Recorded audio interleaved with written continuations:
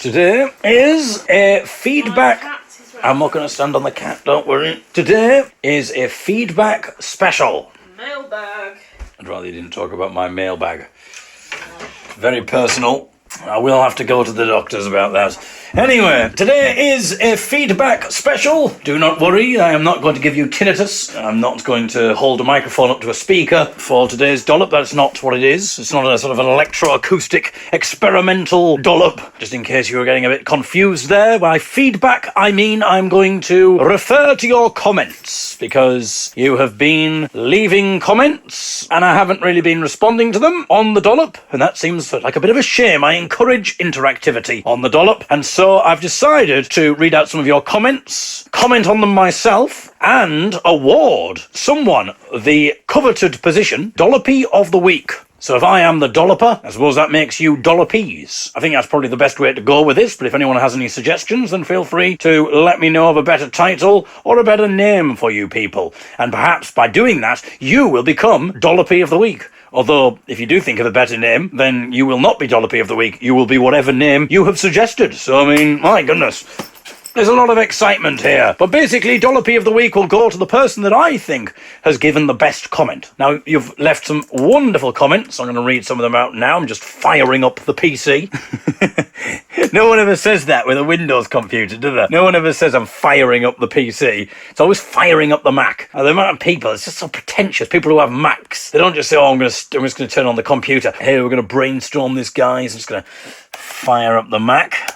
Okay, so these are the comments that appeared last week. I'm not going to read all of them out, because otherwise it would just be a lot of people saying, glad you're back, David, glad the Dollops are back, and this is not Steve Wright. Phil, in response to me saying in the dollop, a grope in the dark, where I was talking about my incident in the youth hostel, which involved me groping 3 men.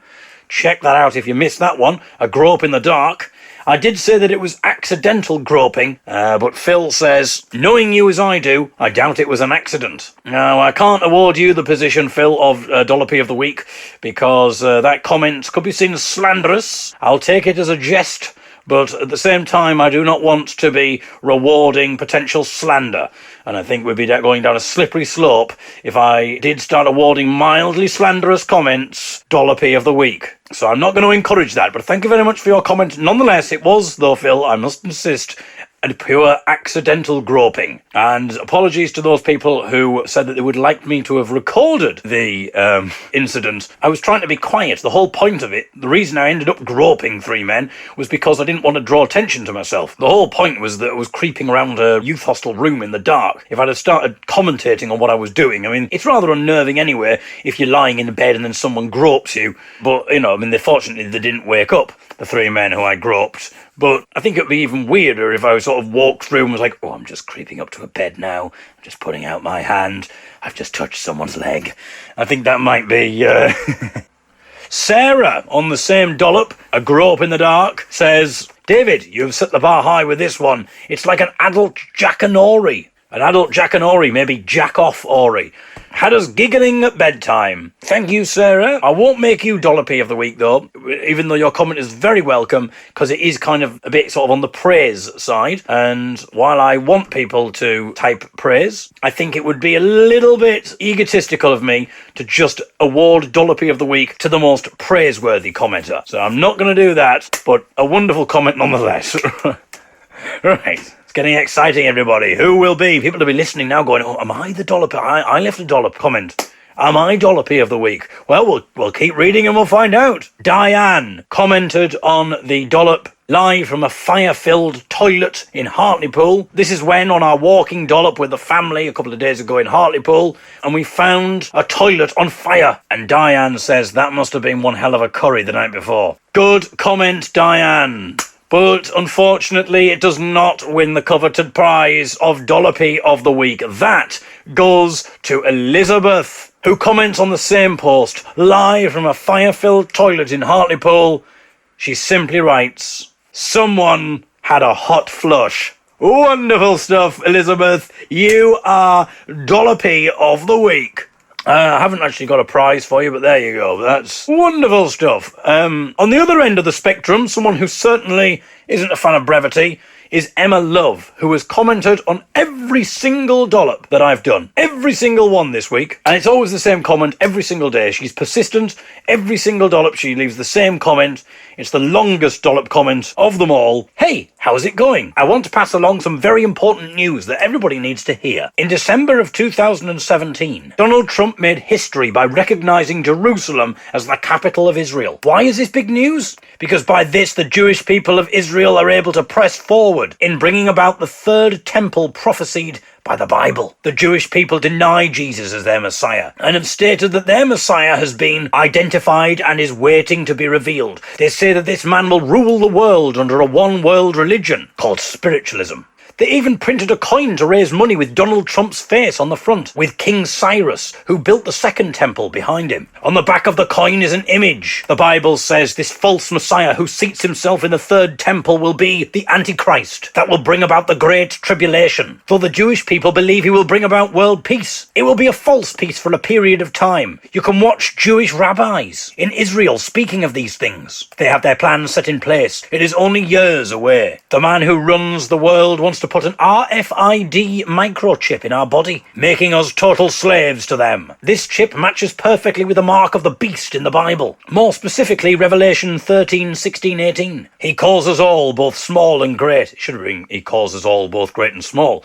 I mean, fair enough. The Revelation is making a serious point, but I think there's room in the book of Revelations for a bit of a rhyme. That's always been my problem with the book of Revelations. I always thought it'd be better if it had a bit more of a sort of a rhyme scheme. So I'm going to change it. He calls us all, both great and small. See, trips off the tongue a lot better, doesn't it? Rich and poor, free and slave, to receive a mark on their right hand or on their foreheads, and that no one may buy or sell except one who has the mark of the name of the beast or the number of his name. Here is wisdom. Let him who has understanding calculate the number of the beast, or her revelations, or her. That's one other problem I've had with the Revelations. A little bit sexist to my liking. A bit sexist, and there's no rhyme scheme. His number is 666. This could only be speaking of a cashless society, which is something we are yet to see, but are heading towards. Otherwise, we could still buy and sell without the mark, amongst others. If physical money was still currency, RFID microchip technology will be the future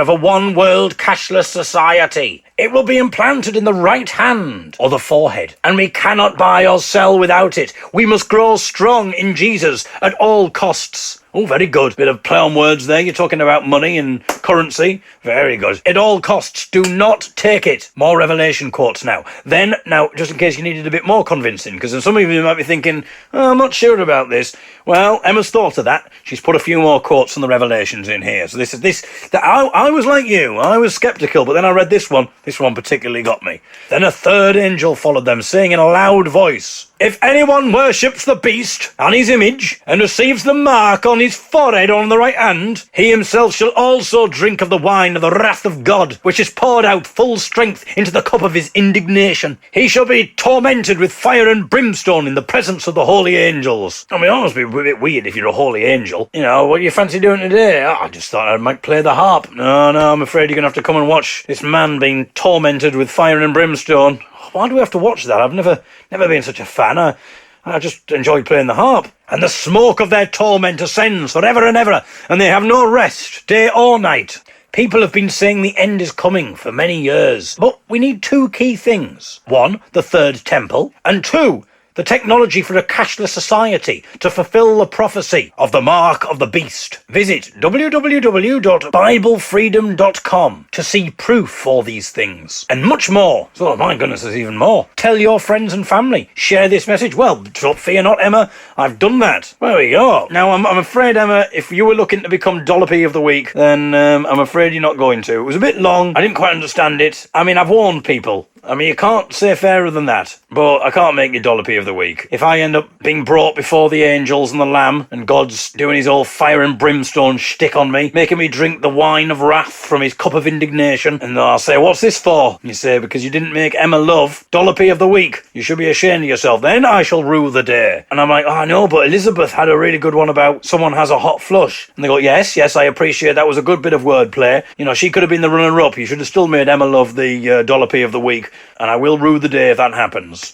But for now, you are not Dollopee of the week. That goes to Elizabeth. Well done, Elizabeth. But again, Emma Love, 10 out of 10 for effort. I can't fault you for that. I love the fact that she's, it's quite a dark message. It's quite long, it's quite detailed, it's quite dark. I like the fact that she starts it, hey, how's it going?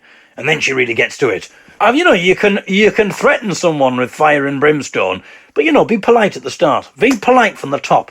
That's what I always say. Threaten someone with fire and brimstone by all means, but quote Revelation prophecies to your heart's content. But just a little polite, hey, how's it going at the start goes a long way. Well done, Emma Love. Now, maybe now read your Dollop comment out, maybe you can stop leaving it, because every single time I am clicking Marcus Spam. Marcus Spam, by the way.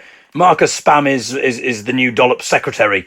Who deals with all of the comments. A special hello to Marcus, who does a sterling effort dealing with all of those Dollop comments. Keep the Dollop comments coming, and who knows, maybe next week you can be Dollopee of the week. What will this coming week bring in terms of Dollops? Will there be 2 stories of 2 harrowing journeys to and from stand-up gigs? I think we'll probably get round to that this week, don't worry. Thank you very much for listening. Until tomorrow, goodbye. Oh, I'm walking down the stairs here and I can smell the smell of cake. Another cake has been made. We're making chocolate avocado cake. Yeah. I say where. It's you who's been doing that. We all have our roles. We do. I read out prophecies from the Book of Revelations. Oh, have you? Yes, thanks to Emma Love. She's warned us about the Jewish New World Order. Wow. And I thought, this Dollop is normally quite frivolous, but now and again bring attention to these important matters. It can't be all frivolous. Oh, hang on a minute. What the heck's that on your right hand? Is that the mark of the number of the beast? Oh no, it's just a bit of icing. It's alright. I thought, my goodness, you had me worried for a second there, Ellie. I thought you were one of them. A bastion of the New World Order. There's one in my midst, ladies and gentlemen. Check the right hands and the foreheads of those close to you. And together we will bring down the Jewish World Order. I'm starting to think this might be quite... well, everyone's saying about... taking a turn. Well, exactly. Everyone's jumping on the anti-Semitism bandwagon at the moment, aren't they? So why not the David's Jelly Digital Dollop as well? Mr. Pink, come over here. I want to check your paws for the mark of the beast. It doesn't say in the comment that we should check for animals, but I'm not taking any chances.